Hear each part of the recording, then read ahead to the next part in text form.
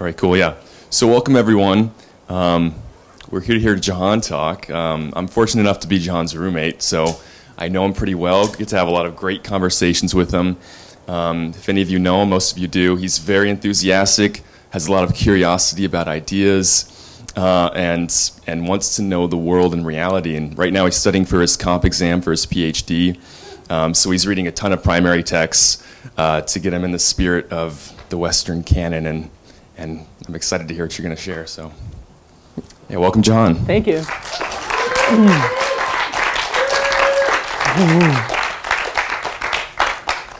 Hi, everybody. Thanks for coming. I've been wanting to give this presentation for a while, some ideas I've been working with for a few years. And to start it off, you know, how everything, I'm trying to do things that are live in the moment, how things shift. Last week I had a dream in which the same book popped up 3 times throughout the night.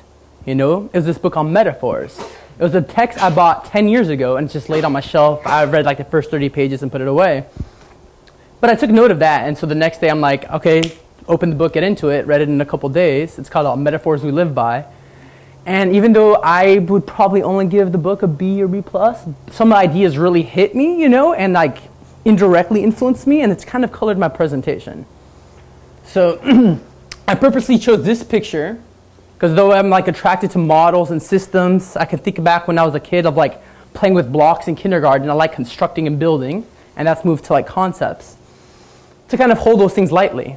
And the idea of building a model itself, of constructing or architecting a foundation, is a metaphor itself. We're doing something abstract, we're trying to create an image with it, which is concrete. So the idea of metaphors was seeing one thing in terms of another.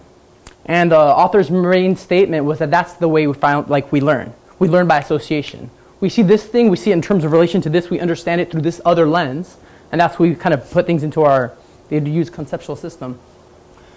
But even though I like things that were structured, I do hold them lightly, and I've learned I've had to preface that. Because other people are like, no, that's not the way things are. And I know, we're just playing around, we're building this castle. So just to know it's held lightly, because that's kind of what we're going into. So I like that he's kind of blowing the smoke and creating a universe. You know, it's this thing for the moment. It's a structure that is existing right now and can be restructured and rebuilt at any time. One way I really got to crystallize to see that, I hated rap, I hated hip-hop, and then when I was 20, I heard a hip-hop artist named Idea, and throughout one of his songs, he kind of kept repeating, think model, think metaphor, think model, think metaphor. You know, so those two became really associated.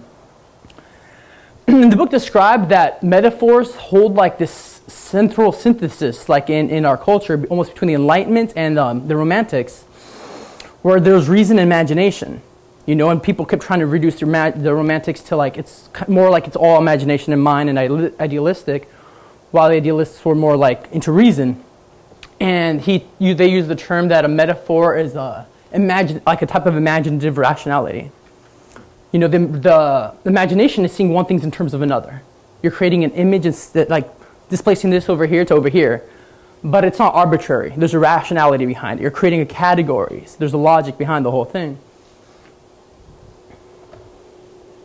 So before I get to my main stuff, I just wanted to discuss saw how important this is.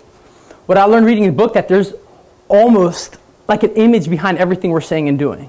There's a main image, and that's kind of reconstructing our reality, normally unconsciously. And what I see happening, a large part of our movement right now, is we're moving from a mechanistic to an organic metaphor.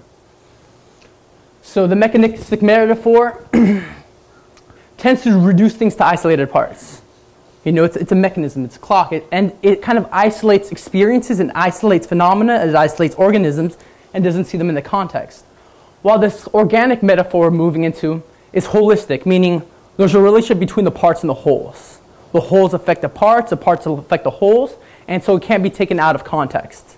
So it's a very contextual system that we're moving into. The mechanistic metaphor is objectively oriented, meaning it's kind of just concentrates on the physical. That's what's real because that's what we're sensing, that's what we can see. The new metaphor is experientially oriented. It's there's an experience happening. You know, whether it's an atom, molecule, cell, us, it's based on the being's experience. The mechanistic metaphor is causal, and even though I used to really like the idea of causality a lot, this is something I'm moving into, where it's like one of the cogs moves affects this cog, and so on, kind of like a billiard ball view.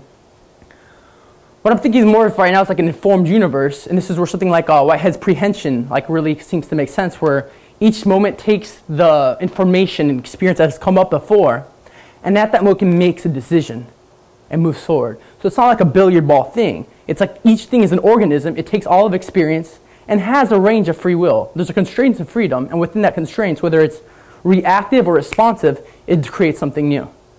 Okay? So this one's deterministic, the mechanistic metaphor, meaning it's kind of as a fate. You can't really escape the clock. The universe is kind of set, and it kind of just goes in a direction.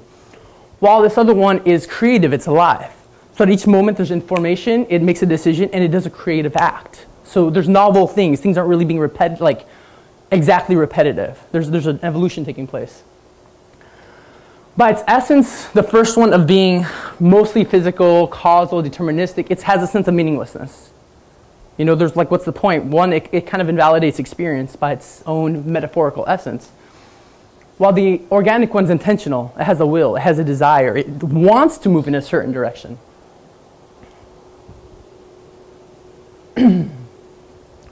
Another idea that's been kind of big for like the last 3 years for me was like wrestling with this idea of a perennial universe and an evolutionary one. And for some reason in my head, paradoxically, they both exist, and I'm trying to make a way to, for me, there's like intuition that they both fit. So perennial means that there's an eternal universe. That time isn't, there's a space inside of us or within the system that is just timeless. And that seems to be in paradox or contradiction to an evolutionary universe. It seems to have some kind of linear process and development. So the perennial is kind of the core of a lot of the wisdom traditions. You know, that everything's happening just now, kind of. The conditions are set at the beginning. It's a fixed cosmos, meaning like God set things into motion. You know, like even in the Bible, it's like, oh, we created the whole world, and now that's just the way things are. And there's an extreme polarity, whether with Rick's model of like a transcendental realm of like we're negating this experience to get somewhere else. You know, like this is like the world we're trying to escape and get to this fixed paradise. Or like that model got taken into the modern era where it becomes purely material, like reductionistic, like this is just all there is. And we're in this clockwork verse, and that's just like this meaninglessness that we can't escape the density of earth or matter. And so it seems to have as its goal a state of permanent enlightenment or permanent heaven. Like I'm going to work myself to get to the state of nirvana and just sit there and do nothing for eternity. Or get to heaven, I'm just going to live there and do nothing. Like whatever is there, we don't really describe it. There's no longer a time duration that's available in those states. This is opposed to an evolutionary system that's autopoietic, meaning it's self-creating, self-restructuring. It's re-enlivens itself constantly. So it restructures itself. It's a paradigm integrated with what we've learned from science. So it's still, we take the old worldview and kind of just re-update it from what's happened before. It's a learning universe. So while the conditions were set at the beginning, this one's constantly learning. Like new behaviors are picked up. So we could say one way of looking now is that the physical forces themselves are just learned behaviors. The evolution itself, it's like a pattern of having an experience, and then like we just, they're like, it's like they get more ingrained. The patterns get more deeply and deeply ingrained, but it's a learning system. There's a big thing that once we found out the cosmos is expanding that fits with an evolutionary perspective. I know Brian says that the biggest scientific learning we did within the last century is that the cosmos expands. Now we can see how this fits within the evolutionary universe, right? Like we start from nothing, like a speck, and it's blowing up. This kind of makes sense to see a system unfolding. This makes sense to be like organisms are starting from atoms, organisms, molecules, cells, and it's continuing developing. If you have a fixed box, it looks really awkward till all of a sudden things start evolving and moving around. So it's something with this whoosh that all of us will start developing. So this is only can fit within a context of an expanding cosmos, which you've only had for about 100 years. With here, spirituality is no longer either diminished or put somewhere else. It obviously now becomes a part of the creation because the whole thing's evolving, the whole thing's novel, the whole thing's doing something new. Like it's really exciting. The other one's kind of this boring earth that you're just trying to get out of. It's kind of like a shadow of another realm. And the point is no longer heaven or enlightenment. It's time to like become just transparent. The point now is to participate. It's like there's a never-ending state. Like consciousness keeps coming with new and new more higher potentials. Which gets me to like what the main thing I wanted to get to. So about like 4 years ago, I came with this idea that like we need to define the new paradigm we're moving into. Like it's not clear. We haven't had, for some reason with the whole model thing, I wanted axioms, I wanted a structure, I wanted principles. I know people can fight against it and they're not like set in stone. So when I had that idea, it's like, why don't I just do this right now? Like as soon as the idea came in my head, I took out a paper, I wrote 5 things.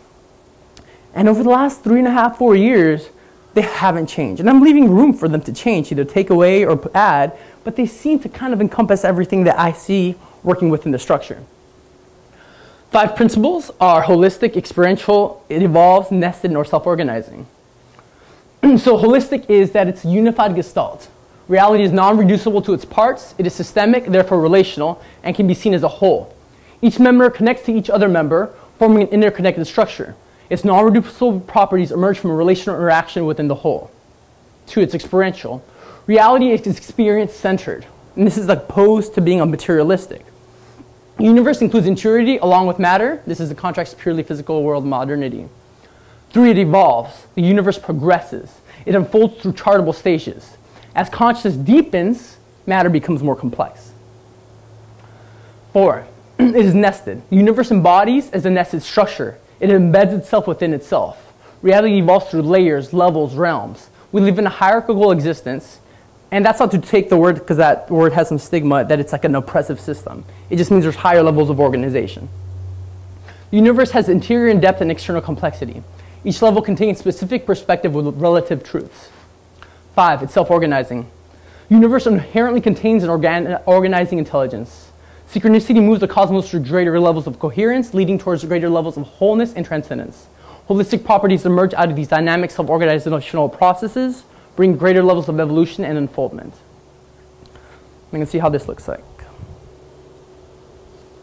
So earlier I talked about the perennial perspective of things being eternal, right? That there's like, what I didn't get to in, let's see if we can go back a bit. I don't think it's going to let me go back. Yeah, we go. So the synthesis grounded in experience is that there does appear to be something that is perennial. Like, whether it be the wisdom traditions before, or I'm thinking of Chris saying the other day that there's levels of consciousness that we can get to that are outside of time. That there's a sense of something of being eternal that we can experience. I would move into that observer part of us, that part that is actually having this experience and seeing it happen. If we can just isolate that part, I believe that goes all the way back to molecules, atoms, and all the way down. That's just like, oh, there's a beingness, there's something having an experience. I would say that part is eternal, and that goes all the way down. But at that moment, that doesn't make sense with our evolutionary systems. Right? So what I'm kind of proposing is that at the singularity, there's obviously consciousness. So as consciousness deepens, you guys, it's already on the next one. As consciousness deepens, there's high levels of self-organization and matter that take place. And this might be a model many people are familiar with. So up there, instead of, like Wilbur uses the idea of the quadrants, interior, exterior, collective, exterior. I don't like those labels. They're kind of abstract. They take you out of your experience. And it took me a while that I came up with other words that make sense, like for me a little bit better. That there's experience instead of interior. There's physical instead of exterior. Both those words, interior and exterior, are spatial metaphors. We're using something outside in our senses to make sense of an experience that isn't physical by its nature. Right? So if we categorize them correctly, there's experience, there's physical, and there's a relational realm. There's relationships. And I would collapse the interior, exterior, collective bottoms into just relationships. So that's why I put the triangle up there, like the 3-part pie. And to show that there's one part, which whole it's on its own, but it's still a part of a larger whole. They come together and intersubjectively and systemically create a larger whole, the blue part. And this process continues again into a higher level realm. So holding perspective of seeing these axioms as inherent and foundational dynamics of the cosmos, then each holistic, physical, psychic part and wholes are experiential beings nested of and co-creating a larger sentient energy. And we can see this as we move from atoms to molecules to cells. Each being comes together, intersubjectively connects in a type of field and systemically, physically, and creates a larger whole. And now this whole We'd use the words like, we'll use holons, got it from Arthur Koestler in the 70s, to create a larger whole. And over here, cells, and it takes a whole new properties emerge. So out of the reading, what I've seen, so these traits of a holistic, experiential, evolving, nested, self-organizing reality are seen in the theories of H. Almas and his concept of an autopoietic soul with self-organizing phenological experience, Sri Aurobindo's idea of karma, a type of self-organization, as the rebirth and mechanisms of evolution, Christopher Beisch in his deeply nested unified levels of psyche, Fritjof Capra in his self-organizing autopoietic living systems, Teilhard de Chardin in his spiritual, also experiential, evolutionary teleological cosmos, Claire Graves' Inspired Dynamics, an evolutionary model of paradigms and values, Stan Grof in his self-organizing experiential patterns nested inside of a larger archetypal cosmos, Sean Kelly in his vision of historical evolutionary patterns of time. These are the metaphor people. Lakoff and Johnson in understanding arising from a metaphorically structured, holistic, experiential, unified gestalt. Irvin Laszlo in his theory of Akashic fields that hold memory in the cosmos. Steve McIntosh in his evolution of consciousness as we move from tribal to warrior to traditional to modern and postmodern and integral. Jeremy Rifkin in his view of the human species more towards greater levels of empathic embrace. Sheldrake in his evolution occurring through a process of morphic experiential fields. Swim in his vision of a sentient, creative, unfolding cosmos. Rick in his self-organizing, also in other words saying synchronistic, cosmos in which beings participate in larger orders of reality. Whitehead in his primarily experiential empathic organic universe, and Wilburn's idea of holons, quadrants, and levels of evolutionary development. And these are the people like I'm pretty intimately familiar with. My idea or understanding would then be that these structures, like this whole thing that we're building, or this gestalt that we're like collectively moving into, would be seen in the main writers of everybody that's saying there's an emerging paradigm coming through.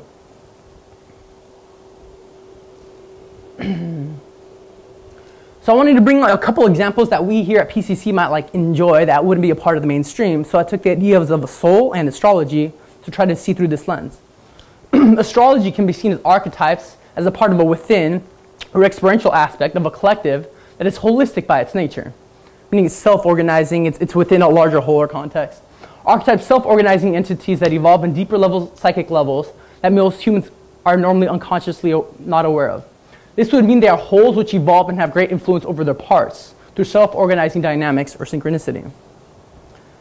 And I want to bring an example of the soul from H. Almas. Is in the appendix called the autopoietic soul, like you're using the metaphor of living systems to see something that's been around for a few thousand years, the concept of a soul. Understanding the soul as an autopoietic system illuminates various properties that are central to the soul's development, function, and transformation. So something when using metaphor, since they're normally a lot of times are unconscious, they highlight some parts of something and hide others. So they're a little tricky. So the more accurate of a metaphor we get, the more it illuminates certain aspects, but some parts are inherently negated because it's not the thing itself. So what we see when the soul and bring the system is that she, the soul, is self-organizing, developing through the evolution of more complex, higher order organization, the same patterns we saw taking place. This means that new structures do not replace old ones, but include them in higher order organization. Self-renewal, autopoietic, constantly being rebirthed, becomes a continuous, dynamic, morphogenic process, where she constantly and spontaneously restructures herself. Now, what does this entail? To the point, no longer it's not trying to get to evolution or heaven. Liberation, then, is not the attainment of static ground, state or ground. It is rather the freedom to fully engage in autopoiesis. That is, to reach the flexibility and impressionability combined with mature autonomy that allows her to be transparent to the fullness of her potential in a dynamic, spontaneous responsiveness to her environment. So now we can see the point is to like engage with the structure, to be transparent, to let energies flow through you. It's no longer, it's to be a part of it and continually change, no longer to just reach to some high divine states. And how are we doing on time?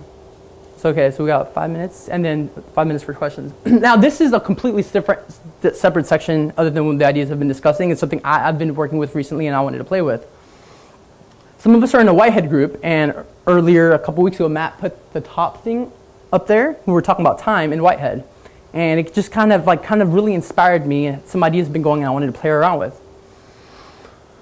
So the way I took it, the Whitehead saw, and not so different than the way we see, that there's the present moment, And then there's an eternal object of the past that pulls towards an eternal object of the future. And they're playing, these have their own ontological domains. They're like real objects and kind of play with the present. And the way we seem to view time right now is almost as a linear process, that there's almost as if there's an ontologically concrete past behind us. Like there's a line, and there's a future that's already kind of made or fixed, or maybe developing, and it's kind of more ambiguous, but there's an actual thing as a past. And when Matt put that up, I just kind of wanted to go up and just put a circle around the whole thing. I'm like, no, like where's the unit? Like it's an organism, it's one thing.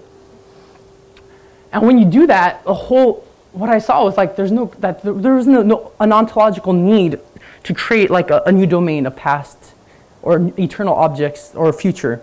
They can be seen as psychic processes. So like when we create like an ontological domain, like a concrete, oh, this has reality, that's a pretty big deal. It's like, oh, there's a whole new aspect to the universe we're going to make up right now. You know, like I wanted to get people to see like the significance. We're like, it's a metaphor would be like when people are talking about like a multiverse. Like when the Schrodinger's wave equation breaks down, like, oh, every possibility is happening parallel. I'm like, that's a pretty big fucking deal. Like you're making infinite universes because we can't make sense of what's happening here. And so in the same sense is like, so the same sense because there's no like, as far as I've seen, nobody's ever gone into the past. You know, there's nobody right now that I know is going back in time from the future and meeting us here. You know, what I'm working with is there's no such thing as a concrete past. We just have this organism, this moment right now, and what it has is memory. So the same way you talked about prehension is this moment's taking information from the past and having an experience and working towards the future. So what that then is no past, there's memory. You get it? It's a psychic process. We just have this spaceship happening right here, the now, whatever, this moment. There's nothing happening behind us. It's a self-enclosed, autopoetic, completely like not needing anything outside of it. It's having an experience, taking in the experience, and from that making decisions and creating a new one. That doesn't mean that there's not depth. The same way Brian would say there's like, or a big one that has the impression of seeing like a future human. You know, there's the same way like we can look, because I'm saying that can still have a possibility without having a fatalistic, oh, that's existing somewhere in the future. We can look at an acorn and be like, okay, it's going to grow into like this kind of tree. Get it? It's not going to grow into like a Palo Verde tree. This is the natural outcome. It has a pattern, it has a blueprint, it has a process. That doesn't mean its full growth tree already exists. There's not a need for it. This is where it's at right now, and it'll go through different stages of development, and it has one large outcome, like its full actualization. So when we start to see that there's only creativity and matter, it's kind of like everything encloses into this moment. Like for me, there's a sense of empowerment that we're not longer trying to get to somewhere else. Yeah, and thank you.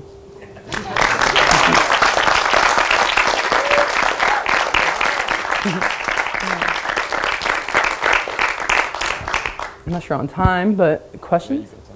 Okay, great. Yeah. Okay, thank you. First of all, that was really interesting, and I like your model here, held lightly. Hey. I have a question about. I like the idea that everything is kind of happening now in terms of memory, but I have a question about how that fits in with space. Like if Brian were here, he'd be like, "Well, there is actually a past that's still expanding in space." So, like from our perspective, our experience, we're experiencing that past through this moment, but like it's actually still existing somehow, right? So I don't see so again, I've only been playing this for 3 weeks, so I'm holding this last part lightly, this presentation compared to the rest, so I'm wanting to play with it. I don't see the need for the past still. Like even though there's space, there's still expansion. Each experience has like an impression into the moment, whether it be an organism or matter, which is also a type of organism. And so therefore we can see the effects of what we're calling a past. But what we're seeing, what there is like a memory. The same way when there's a trauma, there can be a somatic experience that takes place that gets stored. So all of a sudden when we relieve those traumas, it's like there's a memory that's arising. It's a psychic process that past doesn't have an ontological reality anymore. There's just this, like, so for me it's good to see that when we saw ontology, it's like what's real. It's like what's real is this. The past is no longer a real thing. And even though there's an expanding space, right now I would like to be helpful. Like I don't see the correlation of there needing to be a past. And I'm working this out. Go ahead.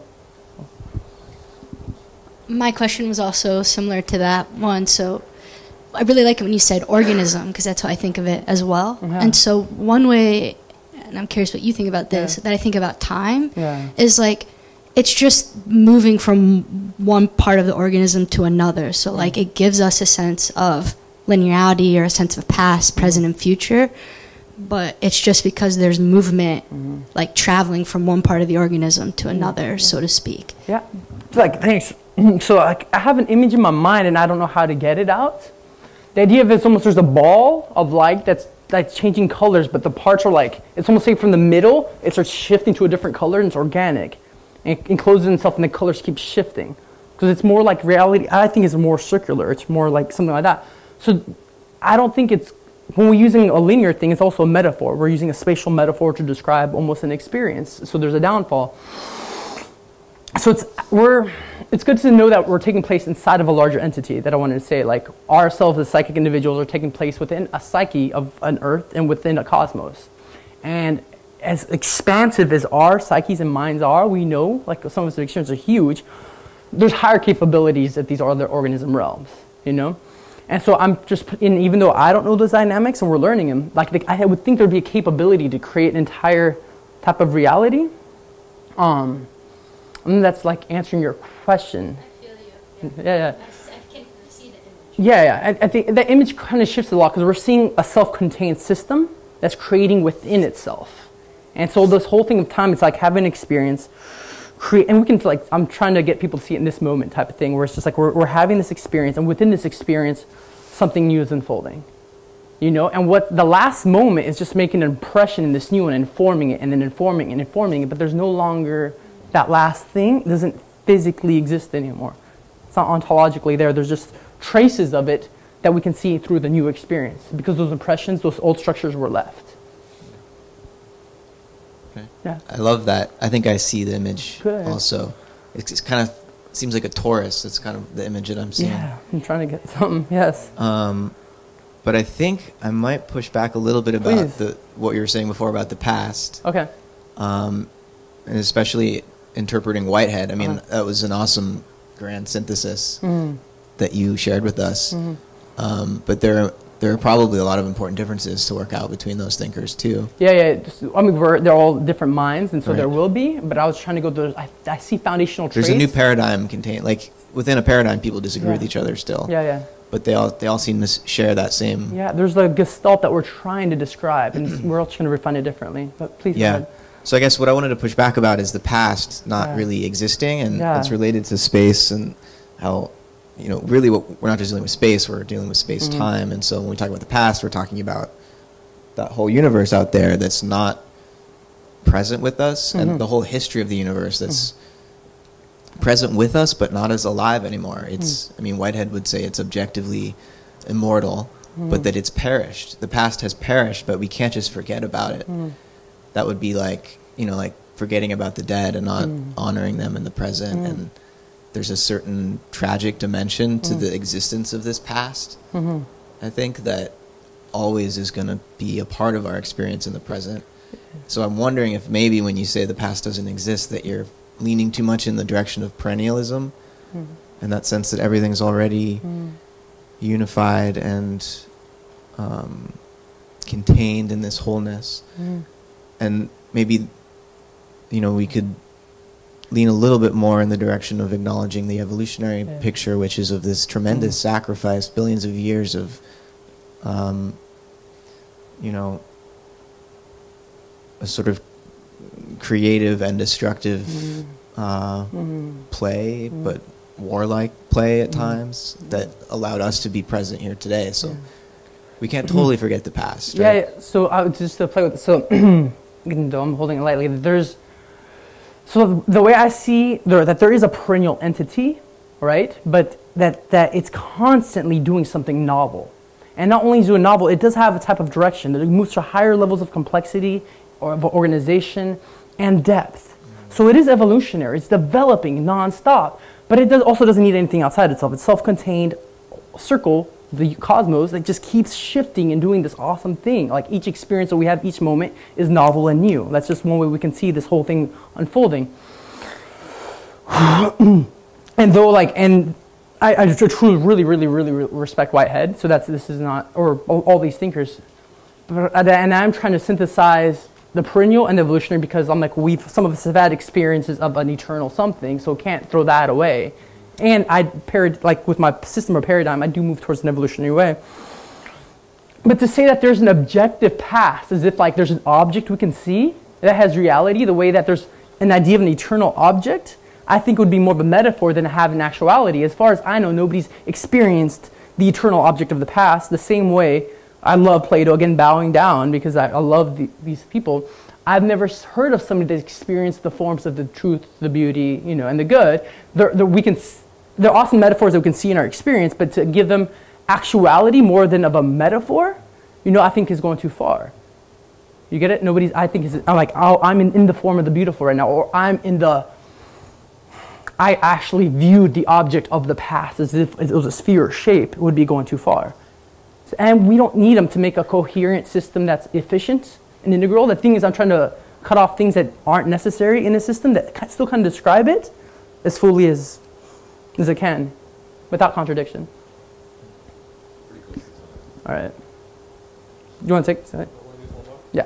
Thanks. Hello. Hi. I just you mentioned Lakoff and metaphors we live by, and one name I didn't hear, which I think would fit in well with this whole discussion, is maybe Bergson, and using time as it's usually metaphorically described spatially. So when you bring up the kind of metaphors of temporality or metaphors in general, that it's really hard to kind of escape that spatializing time. So thinking of the past as a thing over here versus over here, and kind of the more kind of modern physics view of the relativeness of the objective present, that the present, we're kind of spatializing that we're spatializing the present as well, the time of the present. So just throwing that out. It's not really a question. Yeah, no, appreciate it. Let's see, the first thing is, I haven't read Bergson, and I only wanted to use names of people the works I knew pretty well. For sure. He's on my comp exam list, so like I will be reading him within the next 3 or 4 months, and I know he has books titled like Matter, Memory, and Creative Evolution that would work really well with what I'm saying. Yeah. But I didn't want to go too far and use somebody that I didn't know. But again, I'm trying to bridge something of like, okay, there's something about, there's states I've had of like, okay, there's only this moment. And I know we see that throughout the Eastern religions, and there seems to be a validity to that, and yet we know there's a development happening.